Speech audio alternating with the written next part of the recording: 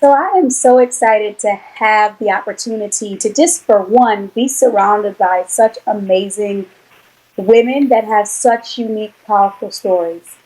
And I believe that storytelling is an art in itself. And the many expressions of storytelling is super dynamic when you really sit down and choose to listen and choose to hear. And as you hear, allow what you hear to really help you understand.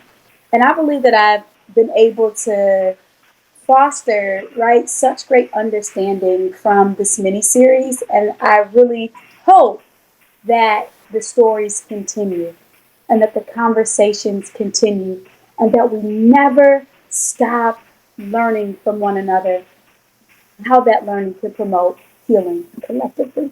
So I'm so excited for this conversation on today with Dr. Doreen Fortune. And as we talk about the impact of community based work and how our collective stories can lead to the promotion of healing. So, excited to introduce Doreen today. Also, right, one of the We Lift Us community leaders and partners, and a partner in change in this work. And so, Doreen, please introduce yourself to the We Lift Us community and others that are listening to this mini series the way that you desire in the very unique way so that the world can know who you are. Well, good day, Ladrea. Thanks again. I'm excited to be here and talk with you about such an important topic. But a little bit about me. If I were to introduce myself in a unique way, I would ask you to think of an abstract piece of art um, with varying colors, with different hues, brightness, and tones. And within that art, you would see, you would hear, would be a piece of art where you can also hear music and melody. You can possibly see dancing and slow rhythmic movement, thinking about Alvin Ailey dancing. And I say all of that is that I'm continuously evolving. I'm continuously growing. You can look at me at one angle one day and see a very bright, vibrant figure. You can look at me at another day and see a fluid movement or something very still. You can look at me at another day or moment and hear a hymn song, hear a jazz piece, hear R&B. Um, and so, in all of that, you would see Doreen, the person who loves to learn. Doreen, the person who is a scientist and finds scientists so exciting, invigorating, and joyful. You would see Doreen, the mom, who has grown as a mother. Um, in leaps and bounds, you would see Doreen, the scholar, the instructor, the professor. You would see Doreen, the community engager. You would see the Doreen that's on a quest to love in a manner that helps individuals, helps people, to help myself to achieve the goals that we need to create to achieve here on this earth at this time. Yes, This it birthday. sounds like a love letter, like a love language, like a love rhythm.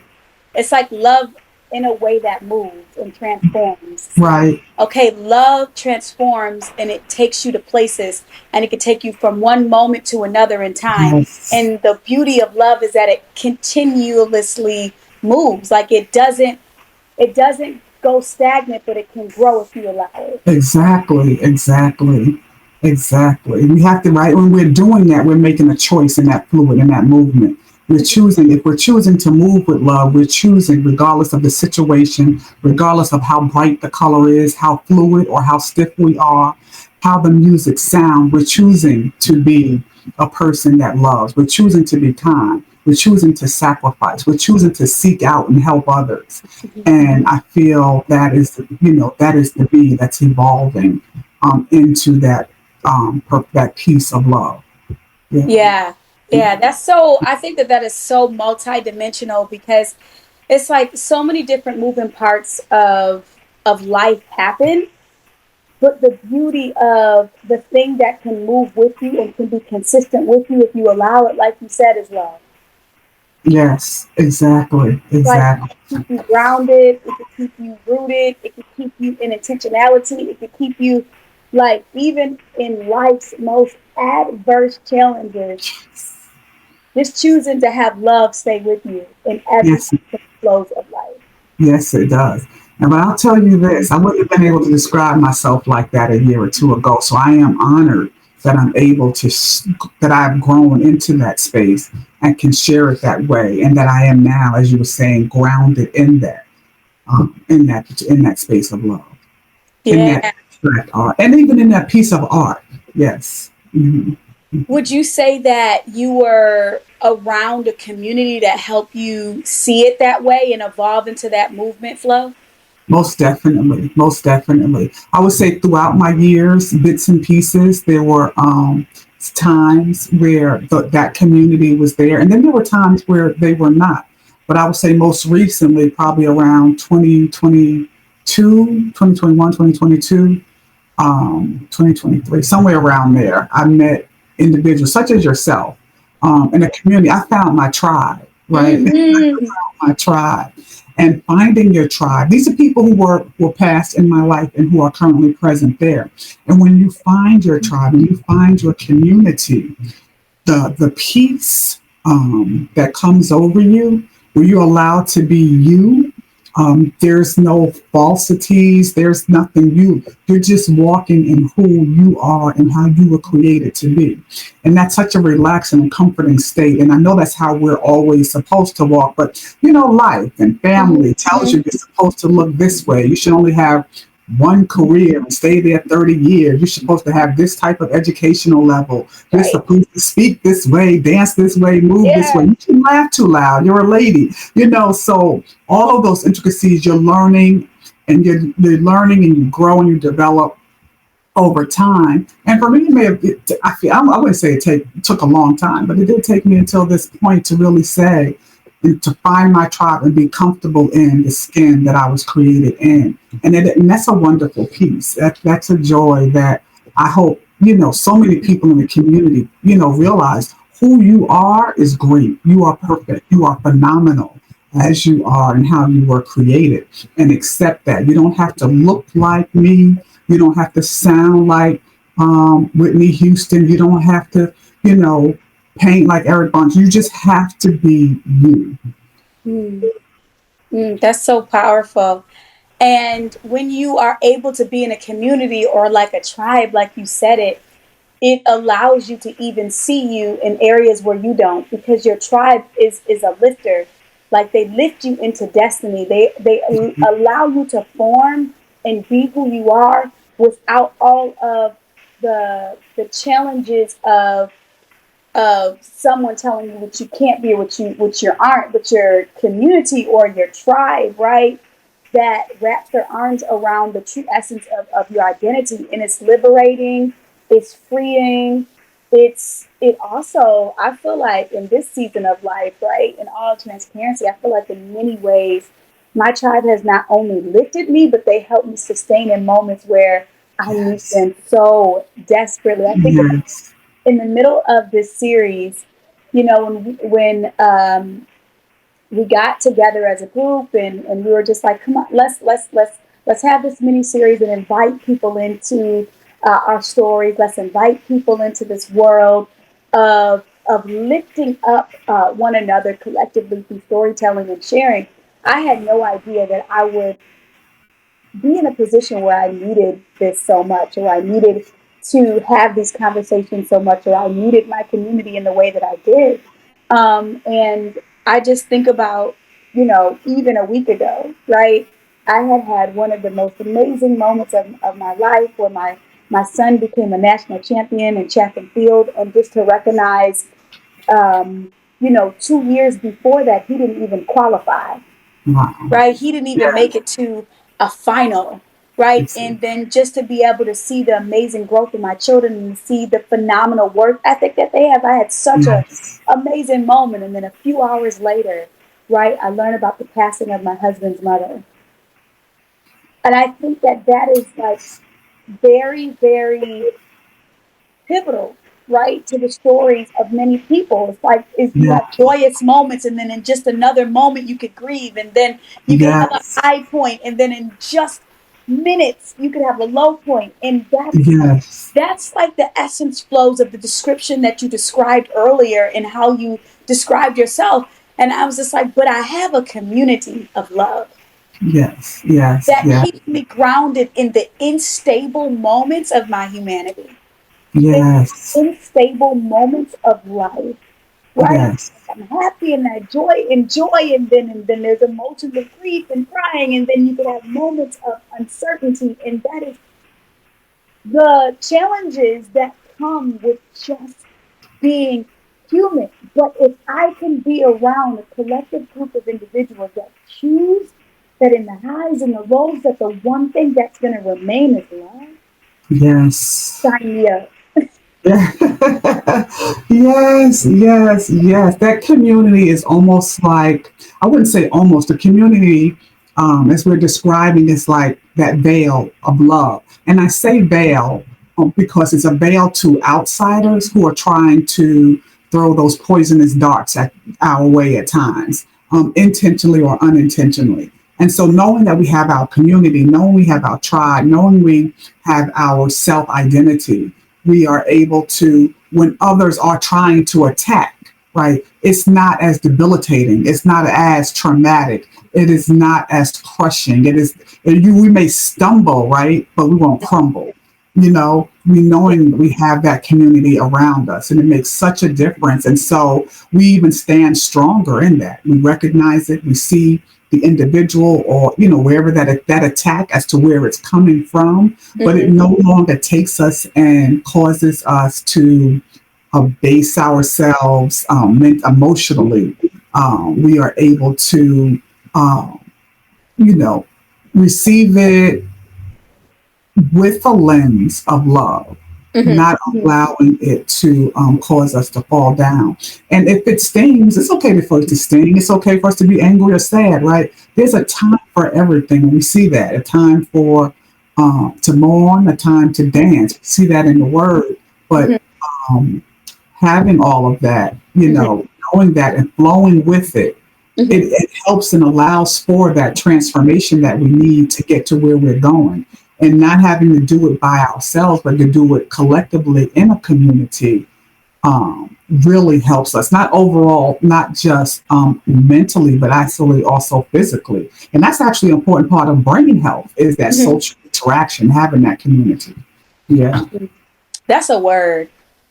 That's a word. And I want to know, like, if you have had similar situations as myself and others where it's just like you have to be open enough to be receptive and receive the community that is being offered to you, right? Like, and being receptive and open to the individuals that may be a part of your life and help you grow. Because sometimes, for me, I was so used to like a certain way, and so used to like not being open to opening up my space to anyone. I had a set group of individuals that was in my life, and I was just like, I'm gonna stick with these people. Why? Because to not means that I have to be vulnerable, that I have to learn new people, and these people have to learn me. Like, to have the benefit of the tribe that you're describing, have the benefit of being receptive to a new community really requires a level of vulnerability. It requires you to open up. It requires you to give pieces of yourself and be receptive to what others have to offer. And I myself have just always been able to give, right? But sometimes being able to receive has been a little bit challenging, right? Right. And being open to receive from amazing people, and being open to, okay, like, this is a tent, but if I have learned and discerned long enough that, yes, this tent is fortified, this is my protection, this is a tent where everybody may not be open to come in this tent, but there are some times where you have to be open to new possibilities and new people that is meant to be in your life, right? And Right. So I feel like that's a growth point in life where you have to be willing to be open, to be receptive to a Yeah. tribe, and be receptive to new possibilities that could come with new people that come in your life. And I feel like you're definitely one of those people, right, that are part of my life now. That if this was 3 years ago, 2 years ago, I don't know if I would have been so open in the way Right. that I am today. And I feel like there were certain things that I had to reconcile to get to where Yes. I am, right? Have you had like similar experience My of goodness, yes, yes. I have. Yes, I agree. I agree. I agree. That is definitely my life. I would say, yeah.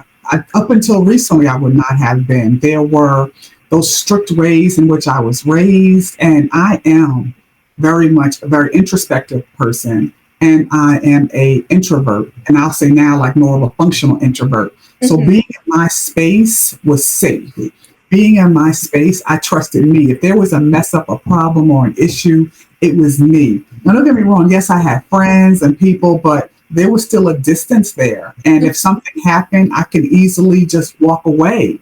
Yeah. Literally bury them 6 feet under, put cement on top, put the dirt on, Mhm. put a tree planted, and just walk away. Nothing about that is healthy. Not reconciling, dealing, allowing for growth to occur. It's just you Mhm. let it happen, but I would have to say, throughout life, right? I realized that one that wasn't healthy, but I was trying up until recently navigating what does this look like, and it really hit. Unfortunately for me, my dad died November 30th, 2023, last year, and I almost lost myself.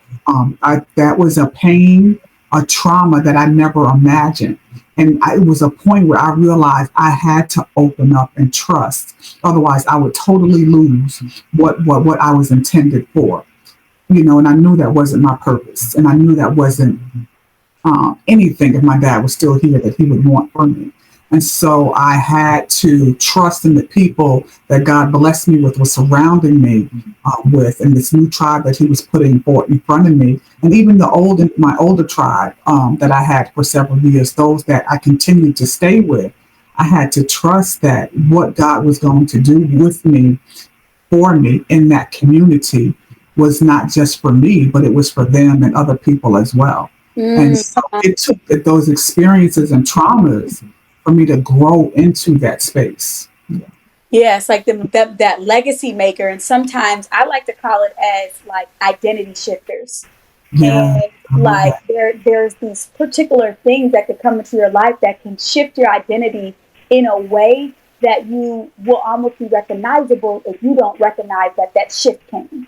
Right. So, in other words, it's like that shift, that an identity shifter can come to promote you or it can demote you. And Yes. I use that Ooh, analogy yes. in a way to be like, okay, is this going to propel you forward where you begin to evolve in a way that you're supposed to, or is it going to be a demoter where you don't even know who you are anymore Mm. and you become a shell of your identity?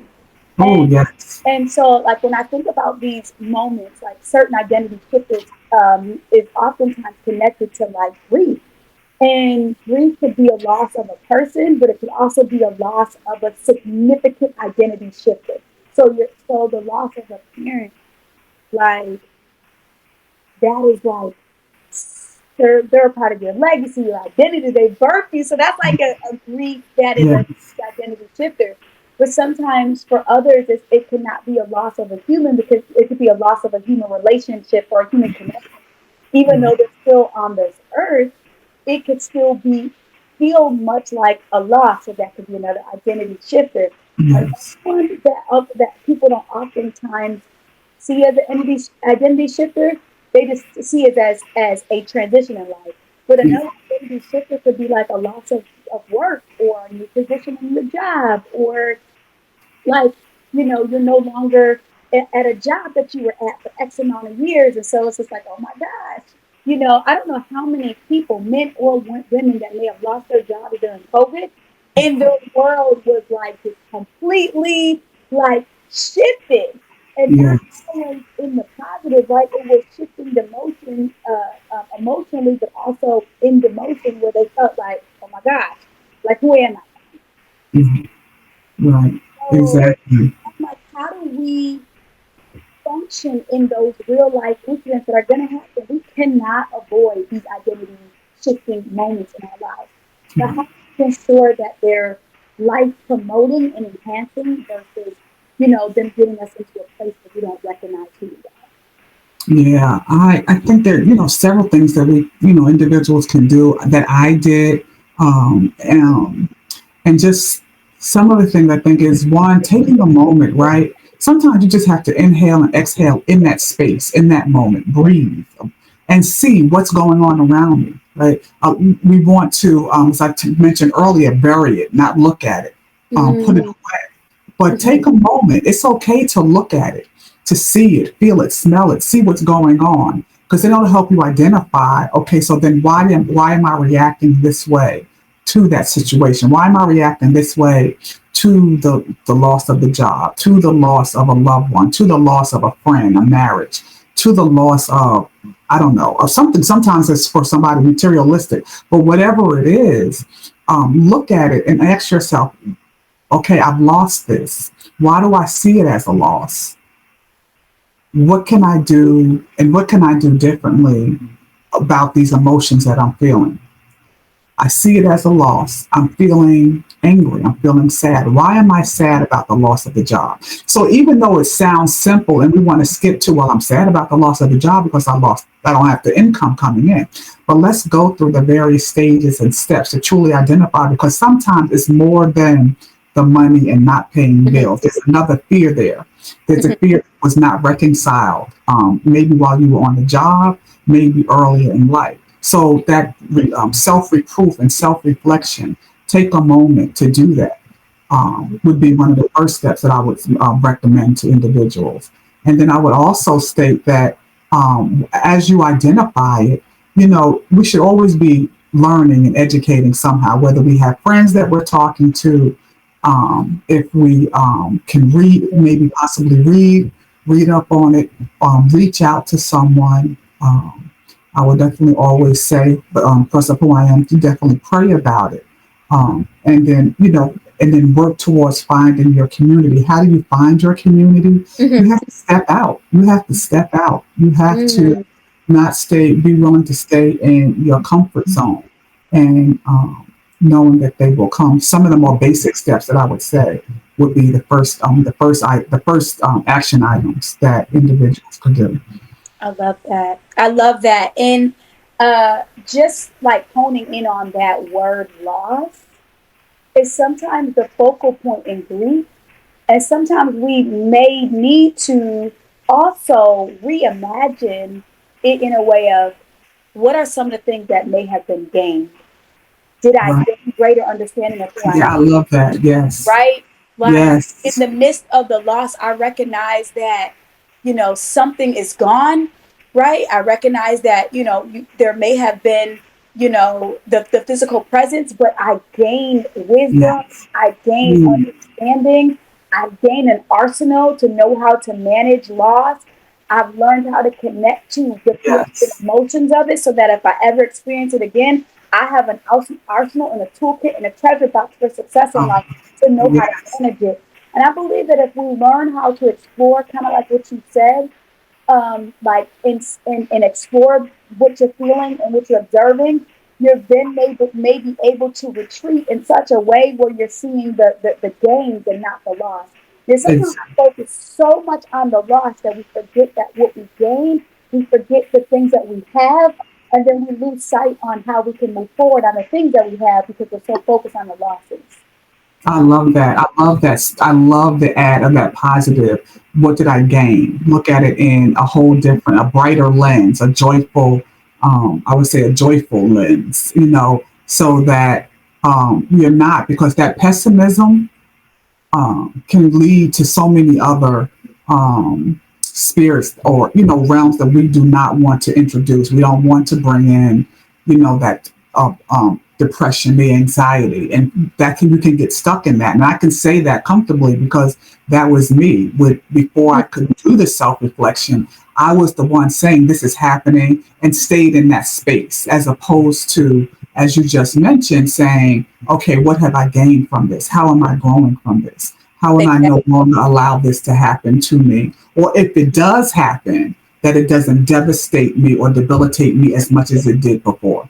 Yeah. Because Yeah. when I lost my dad in December 2019, I felt like, and I share this sometimes, the story. So if anyone kind of follows me, I do share this. My dad struggled with addiction for a lot of his life. And I always, was hopeful. I thought, oh my gosh, one day my dad is going to, you know, um, he's no longer going to be an addict. And he also was paralyzed from the waist down. And I was like, one Mhm. day he's going to walk and I'm going to see him walking and I'm going to see him, fully in his freedom and liberated in his freedom of healthiness and wholeness, right? And even if he never walked, I just wanted to see him leave this earth with a level of being clean and whole.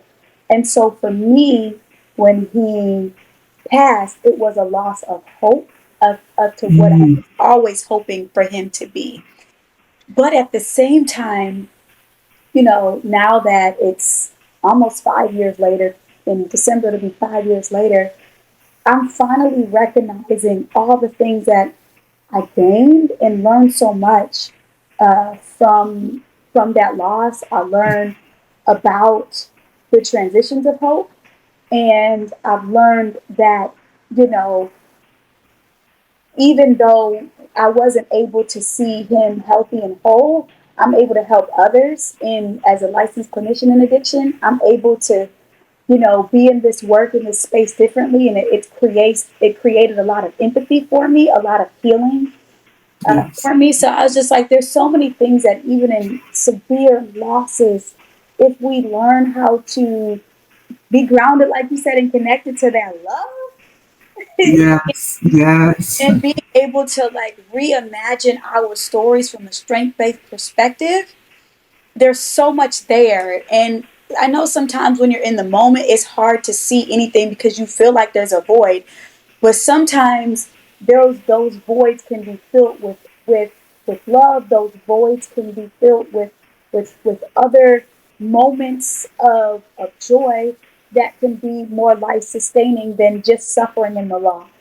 I love that. Yeah, I love that. And you know what stuck out to me when you mentioned how hopeful you were. And I have to say that's a trait, a characteristic that I have. I'm a very hopeful person until I'm a hopeful person, but the until is like a knockdown, right? Something as deep as death. And so I feel like that characteristic is a wonderful thing. But we have to make sure we manage that hope um, um, in a positive way, because if we don't manage it, we would allow that hope that we have when something happens to devastate us. But I love how you stated that even though you lost that hope for a while, it came back.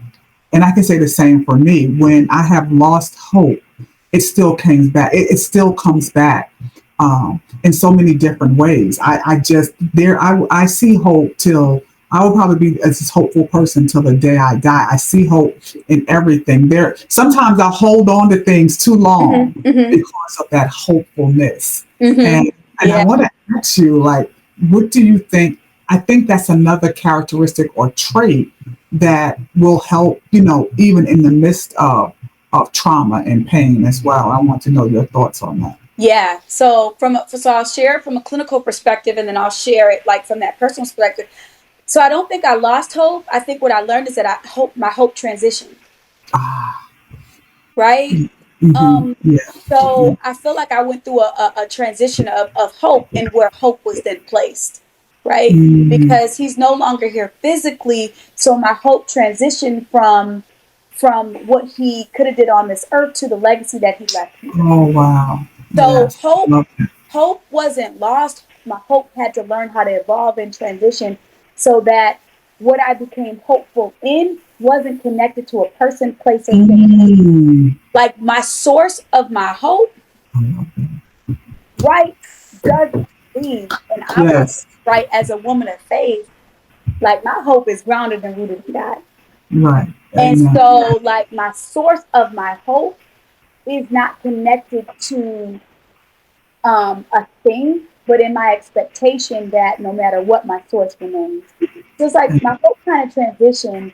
And then from a clinical perspective, as a licensed clinician, there is so much research that suggests that when hope is facilitated, that it literally improves individuals that experience trauma. It improves those that are like literally those that have suffered physical pain and emotional pain. When Yeah. health is facilitated, it improves health outcomes across an array of health outcomes. Wow. I could see that. I can see it. I can feel it. Just being a hopeful person. And I love that you said that you didn't lose it, but it transitioned, and it transitioned into your faith in who God was and what He has for you.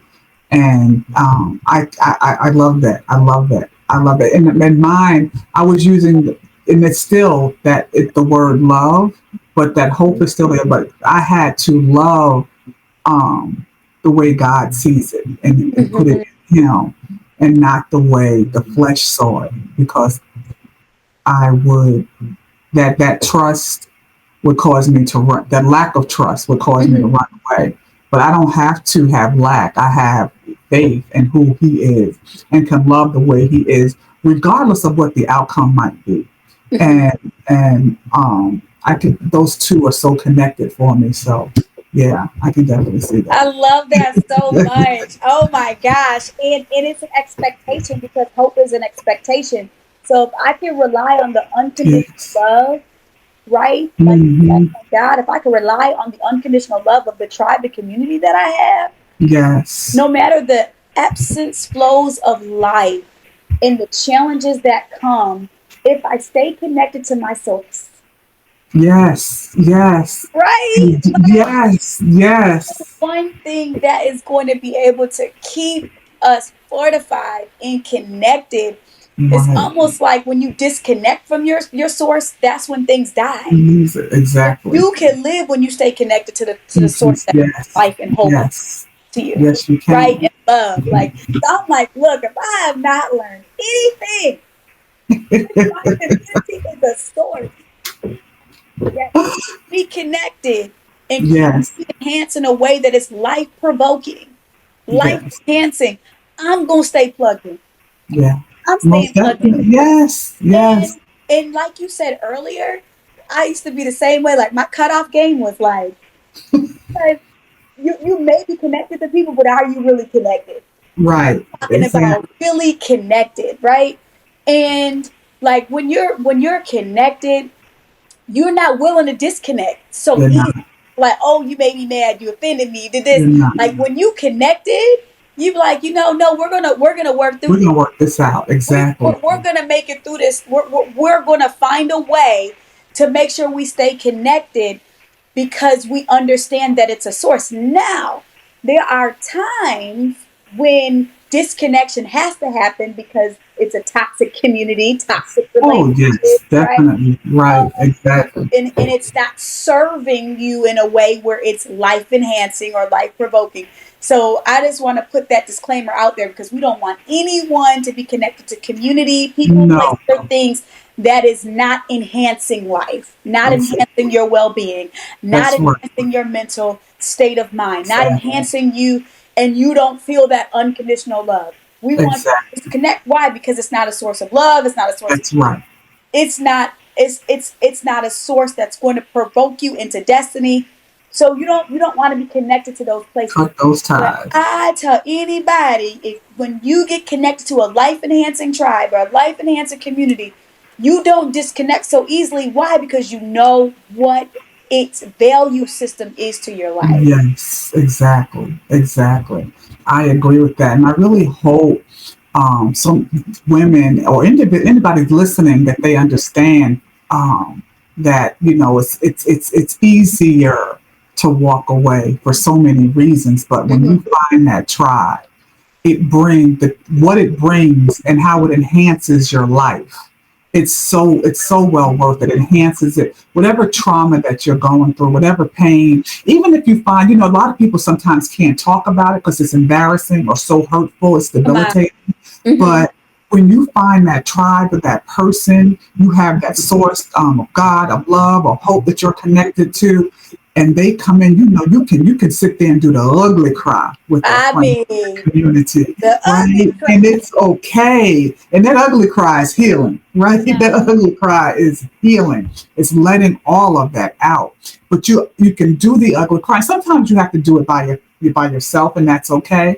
But when you have that community there as well, and you can do the ugly cry, release the hurt, allow the tears Mhm. to flow, and let everything out. Um, it is so healing. It It is. is so uplifting, and it's actually up. There's a peace with it as well. There Hmm. is a peace with that as well. That's what I have found.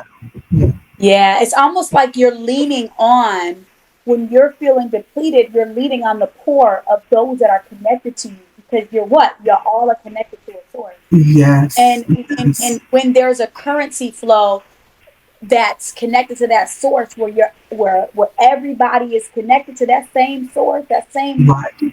what? It's yes. And, Yes. and, and sometimes when you want to just stop, Yeah. someone is going to keep that source running for you. Exactly. And you want to be connected in that manner because you know that you are not alone. Right. Not alone. Exactly. You're not You're alone. not alone. You're not alone. You Man, have this that. has been such a powerful conversation. This is why I love storytelling, and I love it. I love it. I love having these conversations and opening this up to other women to be able to experience it because it allows for this collective space of relatability. It allows this for this collective space for individuals to not only gain information and treasures of just words of wisdom and knowledge, but then there's this place of just understanding where you could just really sit in this place and in other stories and just get understanding of others, but also yourself. So, like, where Yes. do we go from here, Dr. Fortune? Where do Where do we go? what's Where do we go? What is next? us? What are we telling the people? What's next? What's next? What's next? There's so many different things that I see that I believe will evolve from this. One, there'll be communities that will gather, a variety of communities that's going to gather around hope and love because we're in a state and an environment now where everybody's so sensitive to so many things. Um, um, um, but I think this will give us an opportunity to invite individuals to create their gathering spaces, come together to meet up, to find their tribes, to share who they truly are, be authentic, not only with themselves, but to be authentic with the people around them and find those appropriate tribes. And then having larger gathering networks as well. And it will be virtual, but in person as well. Communicating and then finding them um, um, um, I shouldn't say finding them, but being consistent with that community. Meaning, okay, so now sometimes what we'll do is we'll get hyped and things are exciting and we'll start with it Mm-hmm. and then stop. No, you are consistently meeting with them and gathering with them, and joining with them and inviting others. Those individuals will develop how the communities will meet, where they will meet, what impact will they be bringing to the earth? How are they going to help other communities that are hurting and healing? Different art pieces are coming out of this, from these communities, sharing these arts and sharing it and showing how it's healed. You don't have to say it, but you can feel it a lot of times within the art and how it feels. It makes me always think of music therapy and how therapeutic it actually is. Mm-hmm. You think about it, we would have thrown a gospel song right now, you and I and whomever else is in the room. It brings back memories, reducing that cognitive abilities. And so I see so many different things coming. I see so many connections coming from um, the We Lift Us mini series. We will continue to lift. We're in a space now where we are truly lifting for so many reasons, lifting ourselves up, seeing who we are, knowing that where I am in the space I am, I'm okay, I'm enough, and then finding my tribe to be enough. And so I guess I would say, really finding that community, creating gathering spaces, um, um, smaller gathering spaces, and then very large gathering networks for individuals. And I think each one of them will be very unique. Those gathering spaces will be very unique in their ability, in their healing space, in the art that they create, and in their movement within society. I love that so much. Yes, that is the We Lift Us. This is what it Yes, represents. And yes, yes, it's basically finding a way to compile all of these stories. And not only are we lifting one another up in the story, we're literally propelling each other forward in the story itself. right, So right. I love this concept of being raised in the story, being Yes, lifted in the story. You're raised up. There's so much symbolism in it, and the song that I just keep hearing in regards to this collective power is this song that my childhood pastor used to sing. It was one of my very first pastors growing up. His name was Elder Link Senior, or sorry, Elder Link Junior. Senior was his father, but they both were pastors. So that there's that legacy in that. And the very first pastor I ever had, I was a blessed mom. My mom, even if she didn't go to church, she was gonna make me go to church. So I grew up told your church that was me too. while I was, we were there YPWW services. We were there at choir rehearsal. We were there, but there was this song. He sung so many songs that still to this very day, my family and I, we laugh and we sing them and we talk about them a lot. But there's this one that I'm reminded of in this moment. He used to sing, "I still have joy. I still have joy. Yes, All the things I've been through, I still have joy. yes, Holding on, I'm holding on. yes, All the things I've been through, I'm holding on." yes, yes, I like to say it like this: we're holding on. We're right, changing that verbiage from I and just bringing it to we. After all the things we've been through, we still have joy. We still have hope. We're holding. So I just want to invite everybody into that love story of hope, yes, community, and collectivism. And let's let the conversation continue. Please stay connected to the We Lift Us community and the work that, yes, and please allow the conversation to continue. And join yes, us as we try our best to be raised in the story. yes, yes, yes. Thank you so much. Yes, I love that.